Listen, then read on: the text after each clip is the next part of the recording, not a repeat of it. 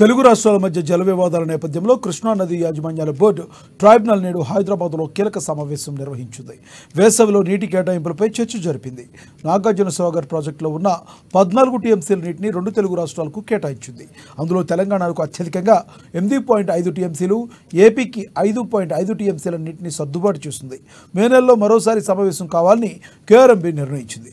KRMB tribunal గత అక్టోబర్లో సమావేశమై నాగార్జునసాగర్, శ్రీశైలం డ్యాంల నీటి నిల్వలు, కేటాయింపులను సమీక్షించింది. రెండు జలాశయాల్లో 82కు పైగా టీఎంసీల నీరు అందుబాటులో ఉన్నట్టు గుర్తించి ఏపీకి 45, తెలంగాణకు 35 టీఎంసీల నీటిని కేటాయించింది.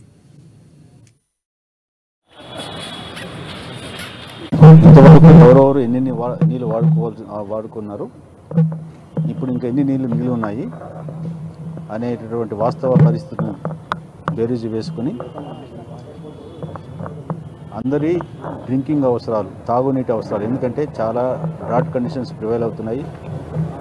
మన ఆంధ్రాలో అయితేనా చాలా చోట్ల పలు జనావాసాలకు నీరును కూడా ట్రాన్స్పోర్ట్ చేయాల్సిన అవసరం వస్తుంది వెహికల్స్కి. అటువంటి పరిస్థితిలో ఉన్న నీటిని చాలా క్రమ పద్ధతిలో జ్యూడిషియస్గా వాడుకోవడానికి ఎంతవరకు ఎవరు వాడుకోవాలనే విషయం కూలంకషంగా చర్చించడం జరిగింది. అంతా చర్చించిన తర్వాత ఉన్న నీటిలో 5.5 టీఎంసీ ఆంధ్రప్రదేశ్కు ఎన్ఎస్పి ఆర్ఎంసీ ద్వారా వాడుకోవడానికి కోసమని